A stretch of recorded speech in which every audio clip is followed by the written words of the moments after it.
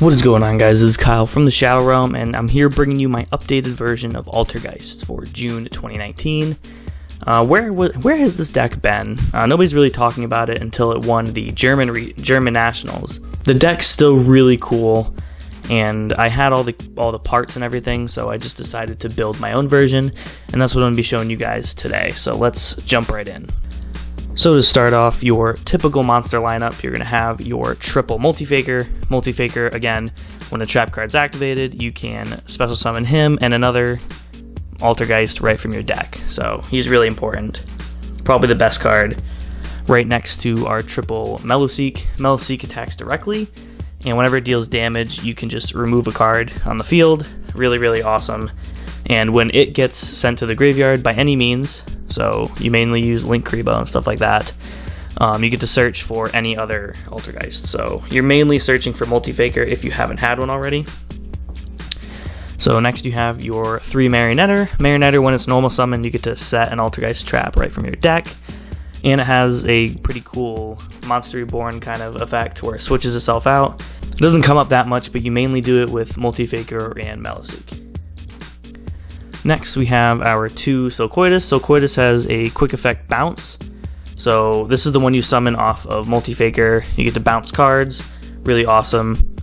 And then finally, the 1 Kunquery. Kunquery, again, when your opponent's monster declares an attack, you can special summon it from your hand. And then when it's on the field, it negates like a monster's effects while it's on the field. So these two are really good combos because you get to negate an attack, bounce, and then negate another one. So that's another pretty cool combo.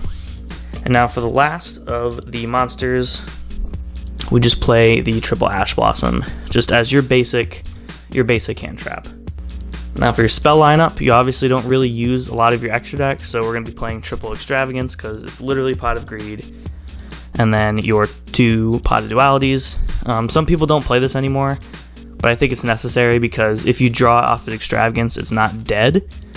And if you use it before Extravagance, you don't have to draw the Extravagance next turn. The only thing bad about Duality is that you can't link off with Meloseek on your first turn, but that's just a price you have to pay because the card's really good and it lets you search for your pieces.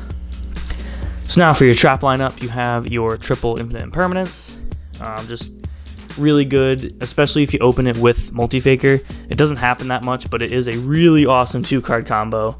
Because you just, alright, they try to do something, negate it, and then you get Multifaker and another Altergeist, so it's really cool. And you have your triple Solemn Strike. We don't want our opponent to play the game. And this, if you hit the right deck at the right time, this can actually just stop their turn. We have our triple Personal Spoofing.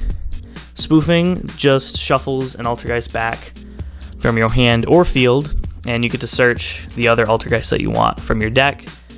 I didn't play this in previous builds because it was this. I used to play a Trap Trick build. I don't think I recorded that one. Oh wait, yeah, I did. But yeah, this card's kind of necessary. You want to fix your hand as quickly as possible. Next, you have the triple Crackdown. This is so awesome. This card's nuts.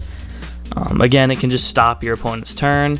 You flip it over and steal an opponent's monster. So it's really nice.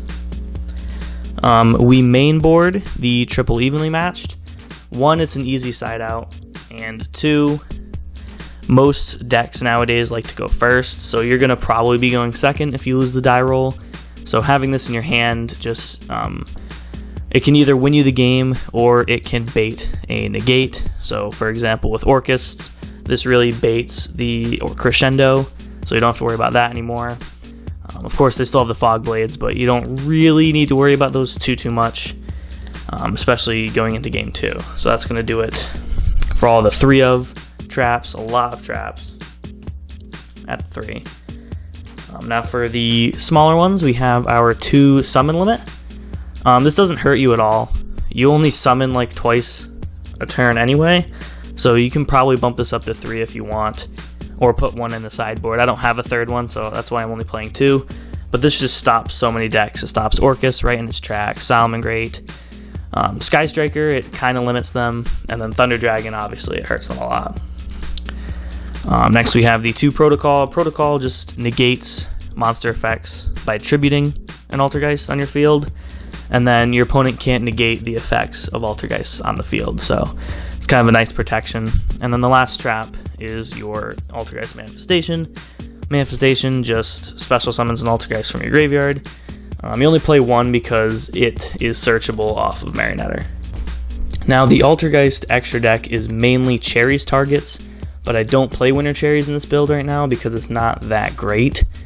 But if you want to, you can definitely do that. So the main monsters you need all the time are the 3 Hextia. So Hextia, if you get this out, or 2 of them, you basically win the game. So you can tribute an Altergeist at points 2 to negate a spell or trap effect or activation. And then if this is sent to the graveyard, you get to search any Altergeist card. So it also gains attack to whatever it points to, because all the Altergeists are pretty weak, so this kind of helps you push for game too. And then you have the 1 Prisma Banshee. This doesn't come up too much, but if you just have a full board, you can honestly make this and really push for game. Now, you're going to obviously want to be playing 3 Linkuribohs because you're playing Extravagance, and you want to keep at least one of these so you can use it with Meloseek. And then if you're going to be playing Secret Village of the Spellcasters, which is in the sideboard, you're going to want this so that everything can stay a Spellcaster on your side of the field. And then honestly, you can just play Cherries targets like True King, Sunlight Wolf, Shizuku, and Galtea. This is Mermaid, Nightmare Mermaid, in case you want to do that. Now for the sideboard, we have a lot of hand traps here. So first we have the Ghost Ogre. Ghost Ogre is pretty good. It's actually pretty good against Mystic Mine too. But just against every deck, just getting rid of the cards pretty nice. You have the 3 Artifact Lancer. You kind of have to play this right now because Thunder Dragons is pretty prevalent, and so is Orcust, and this stops both of them in their tracks. Next, you're going to want the DD Crow. I still think this card's really nice. And the reason you play it is to go against Salamangreats, because they're going to want to go first, and just do that on the spinny. They can't really do much. Now for the Sky Striker matchup, we have our 2 Secret Village and our 2 Metaverse. So Metaverse obviously activates a field spell from your deck, and then Secret Village makes it so you can't play spells. The opponent can't play spells as long as you control a spellcaster. So really nice because everything's a spellcaster. And then finally, against a mirror match or Mystic Mine, you can play Heavy Storm Duster just to get rid of some stuff. It's a Twin Twister, but it's a trap, so it's really nice. Now, if you don't like this sideboard, you can try playing Shared Ride.